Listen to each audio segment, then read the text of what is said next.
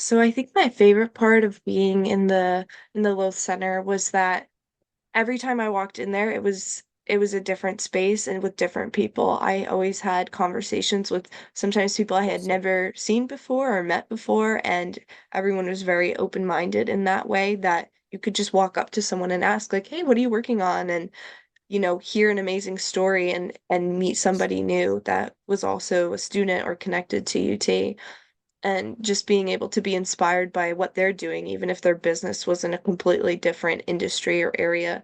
There was ways that we could help each other in that sense.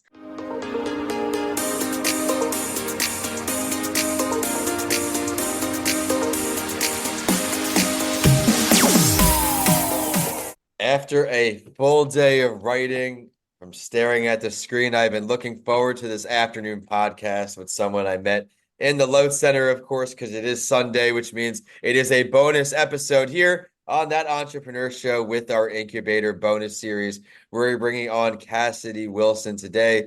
I met her just throughout the Lowth Center and learned all about what she does. She just got back from Oxford studying abroad before she graduated when now she's back to America, ready to scale her business, chasing Cassidy because she travels a lot. She started a travel blog and a content business with the goal of educating and inspiring people about sustainable tourism and act as a resource to help nonprofits and attractions develop effective marketing strategies. What attracted you to work with nonprofits right off the bat? Why is that who you wanted to focus on? Yeah, that's a great question. So, I think first off the bat, when I was in the University of Tampa, I was in a program where we were asked to partner with a nonprofit in the Tampa area, and it could be any nonprofit. And all of the different groups in my cohort were struggling a lot to find a nonprofit that they could work with, in the sense that they all struggled with their communication strategies. Right.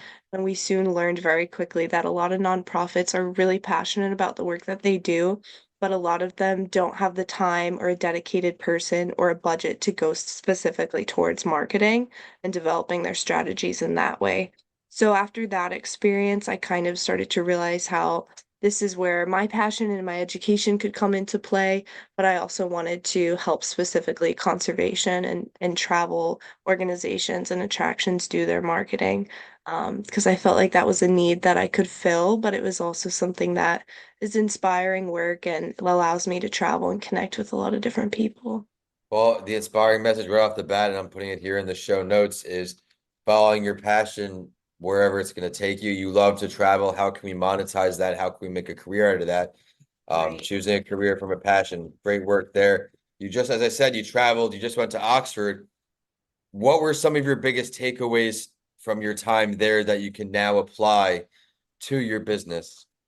Yeah, so at Oxford, it was an awesome experience because everyone I felt like was very open-minded and welcoming to people from all over the world. The education system was completely different than in the States. I feel like in the Right. States, when you're in your major and your program, you're like, I'm in the business center, I'm working with business students, going to business events, talking only to the business professors. Or if you're in biology, you're totally focused on that area and doing events related to biology and research. But Right. at Oxford, it was very an interdisciplinary approach, and everyone was encouraged to explore things outside their major, go to different events, go to different lectures, and just very open-minded to all different ideas. And I feel like with the travel industry, now that I've come back to the States, I'm starting to realize that creating travel content is not just about, connecting with content creators and media companies. It's also about making sure I know all the legal sides of things that go into travel. I know all of the sustainability, aspects behind it. So connecting with people in all different industries to try and get a full comprehensive view of the different things that go into travel, but also making sure that I can, create a collaborative space where we can have those types of conversations because I feel like sometimes those can be difficult.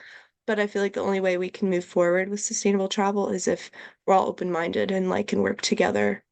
I love that. Well, in a perfect world, if you could focus on only one area of travel, what would you focus on?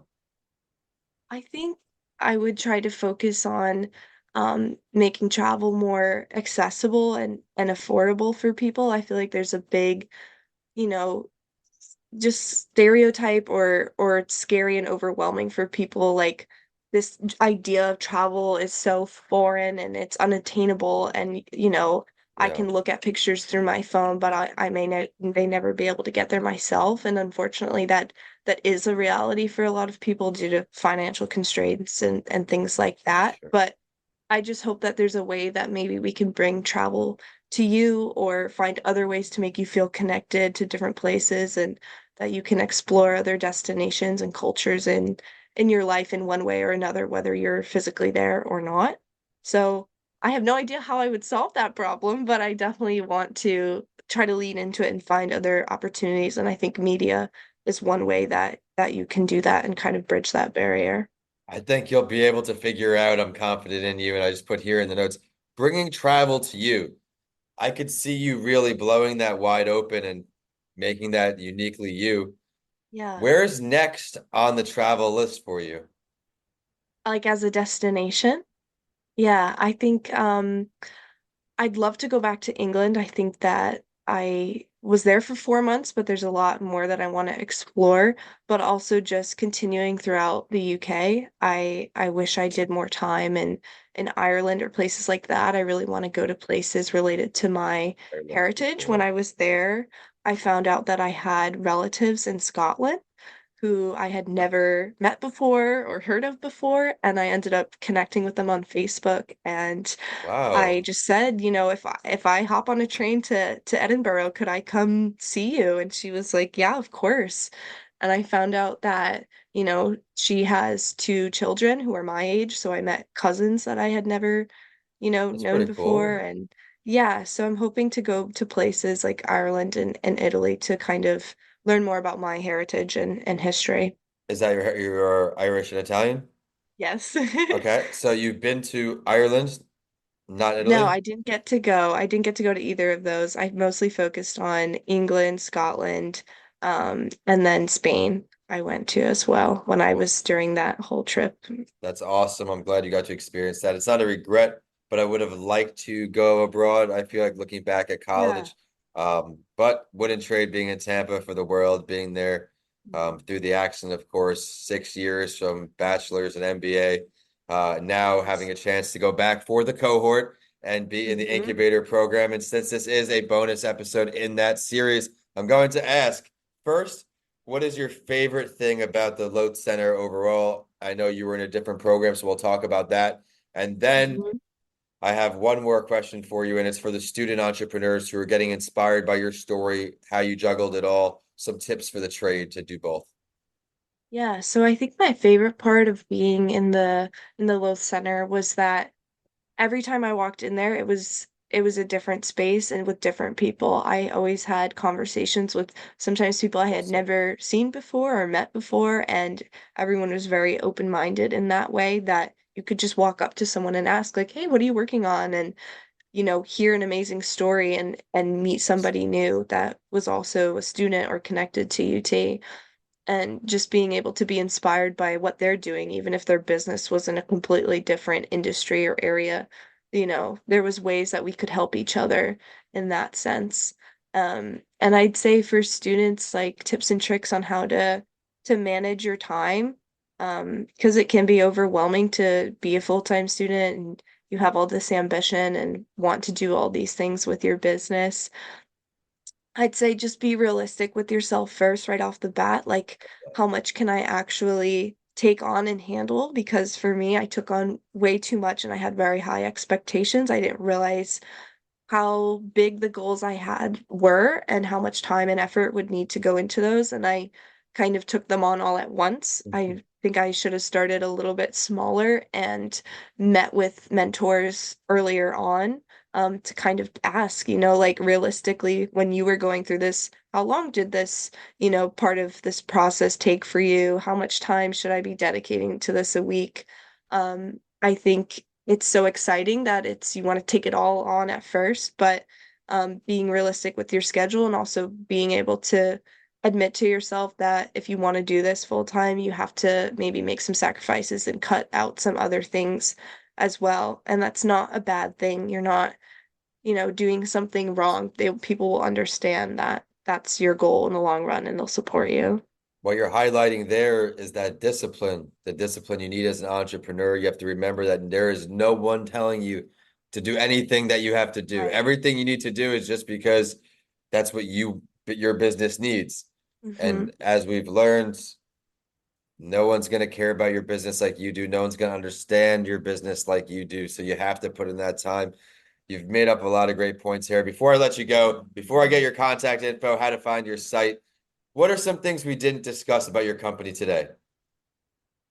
I think just the opportunity to create a space for sustainable tourism in travel content when you kind of look up if I was just Googling myself sustainable tourism and Instagram or TikTok, like not a lot comes up. A lot of things come up with things like eco-friendly tourism or ecotourism and responsible tourism, and Right. there's kind of just a misconception that those are all the same things, and they're not.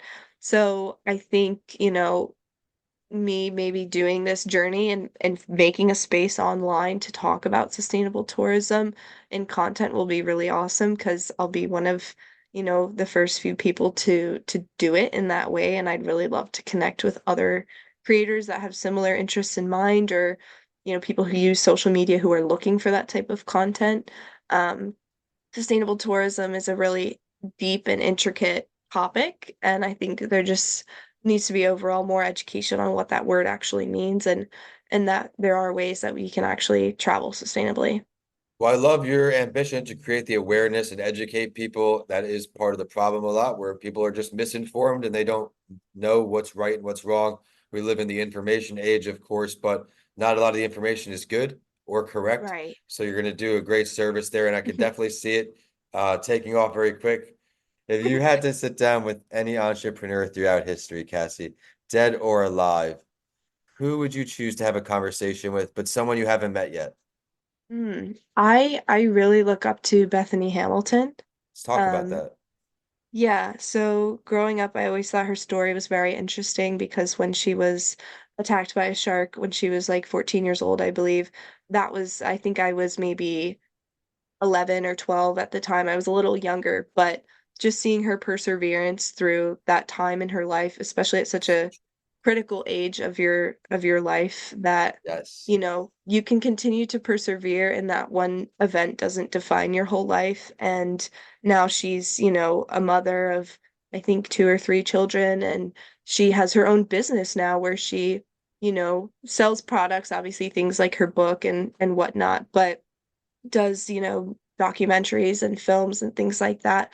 But she also has a really interesting side of her business where she does retreats in Hawaii for mothers and daughters to go and, learn about their faith and things like that. So she's completely taken this event in her life that most people would be, devastated and never want to recover from, and changed it around completely, and now has made an impact inspiring people all over, and she continues to still swim with sharks. So, yeah, an amazing story.